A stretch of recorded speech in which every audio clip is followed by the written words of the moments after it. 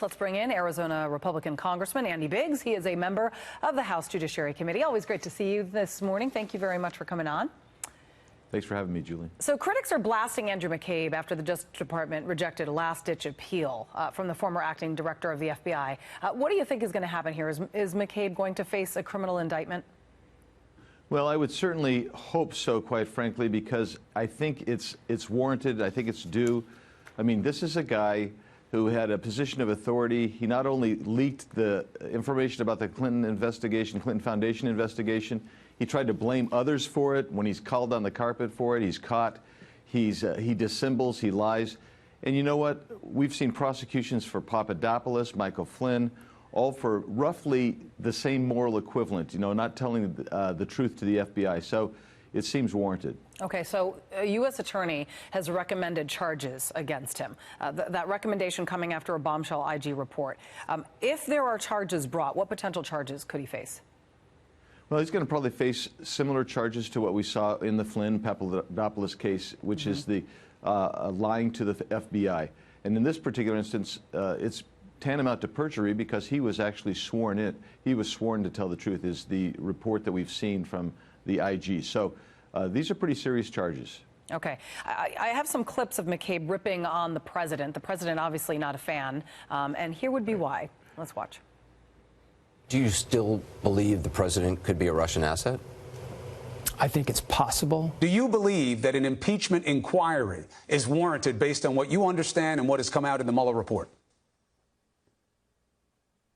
Absolutely. Let me just also point out that happened to be on CNN, where he is now employed. Yes, exactly. I mean, so McCabe had a major role in the early formation of the investigation that went after President Trump. And that's, you take everything and you look at the most recent IG report on James Comey, and you put this all together, and you're starting to see a picture of this, what I would call a soft coup attempt. And Andy McCabe was right at the heart of it.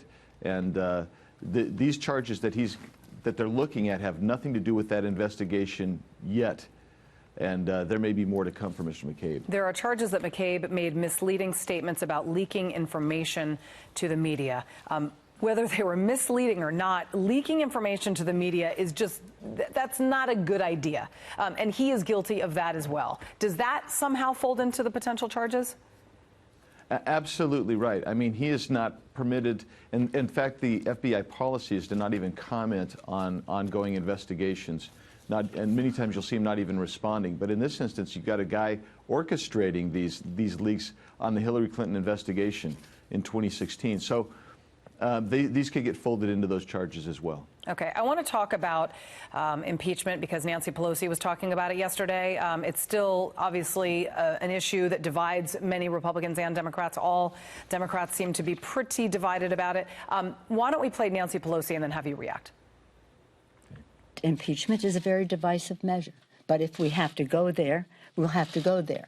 But we can't go there unless we have the facts. And we will follow the facts, and we will follow the obstruction that the president is making. And there's nothing different from one day to the next. We're still on our same path.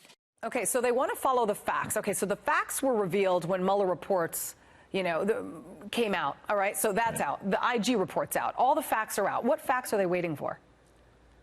Well, they're waiting for some facts that they can hang a hat on. And quite frankly, I think the rambling and kind of confused nature of the speaker's statement reflects the kind of confused meandering of this whole effort by the Democrats. I mean, what we did this week in Judiciary has really nothing official to do with impeachment. This is just the same process we've been in for 10 months with the chairman. So they're looking for facts. Who knows what they're looking for?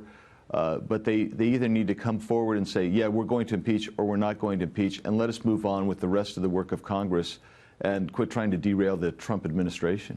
All right, Congressman Andy Biggs, great to see you. Thank you so much.